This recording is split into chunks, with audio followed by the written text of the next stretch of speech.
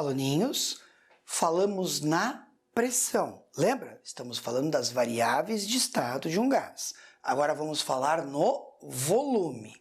Tudo bem? Vamos à definição que eu te dei.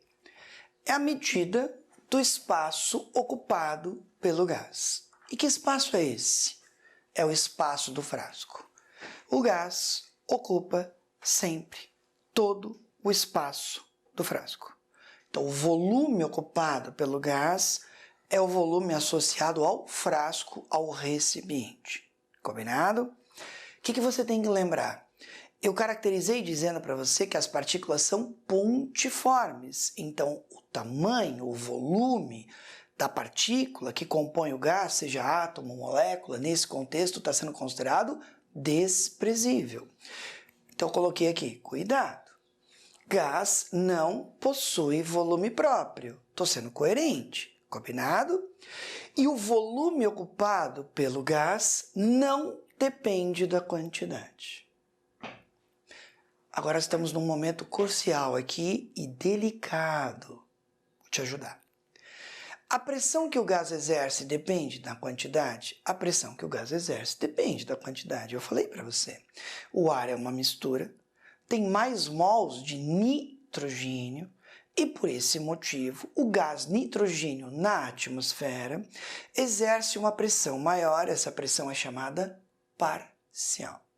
Então, a pressão que um gás exerce, por exemplo, em uma mistura gasosa, depende muito da sua fração molar, depende muito da sua quantidade em mol.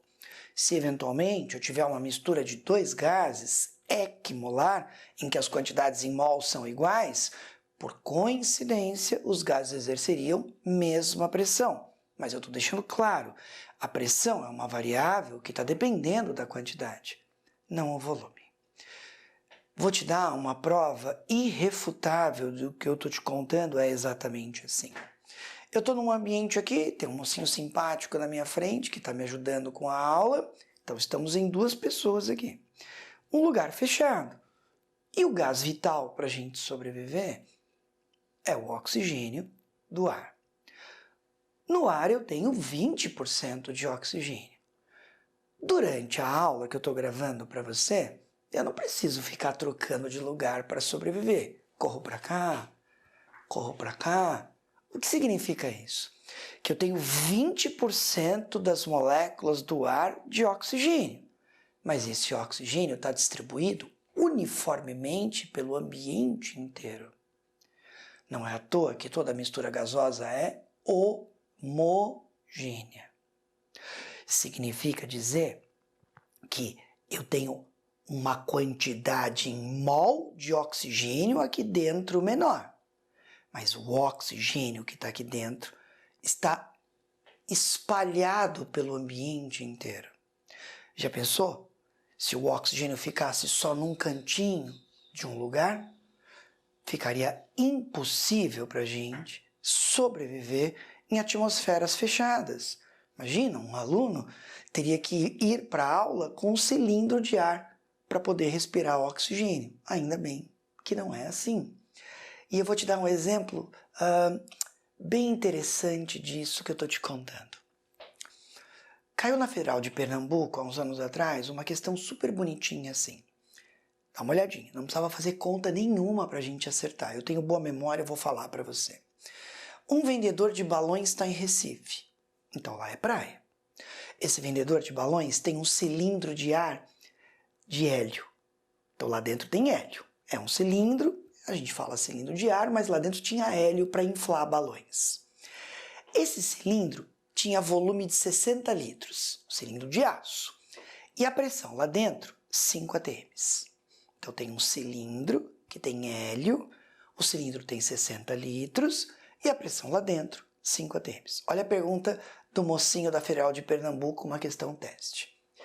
Qual será a nova pressão e o novo volume quando o vendedor de balões não consegue mais inflar os balões?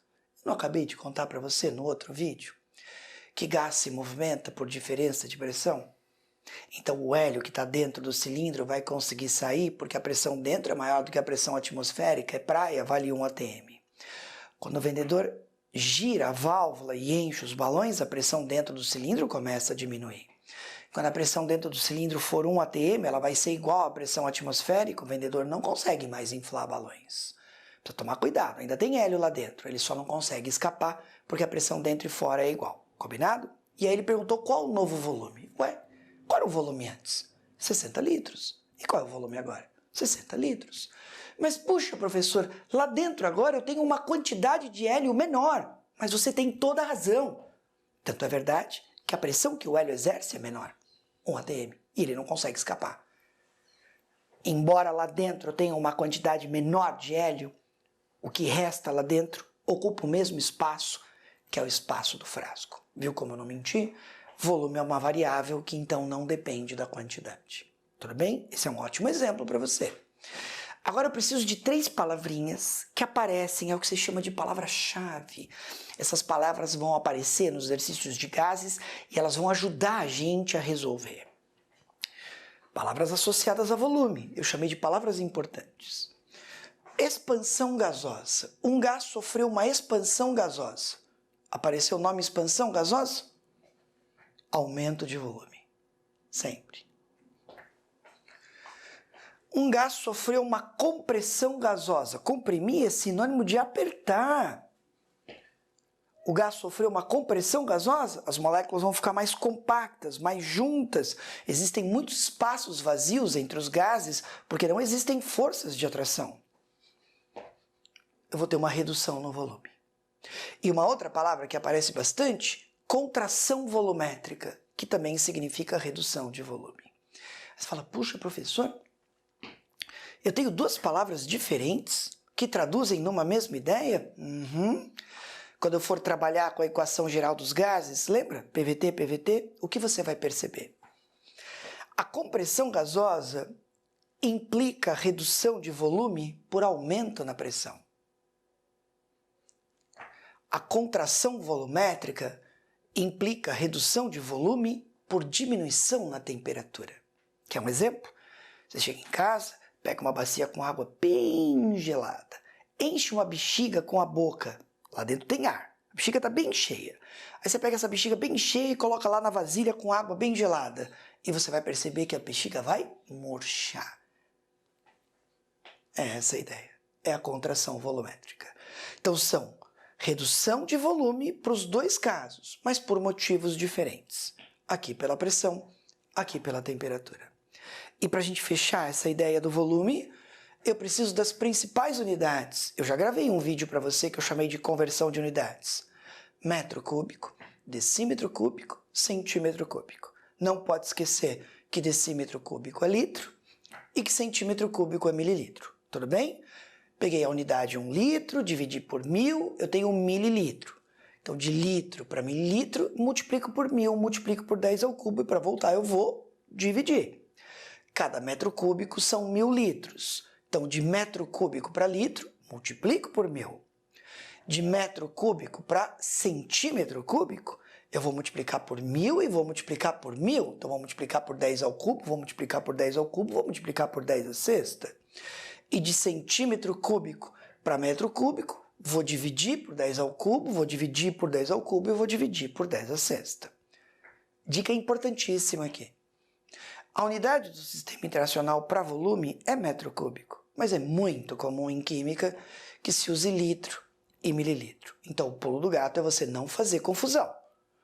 Decímetro cúbico é litro e centímetro cúbico é mililitro.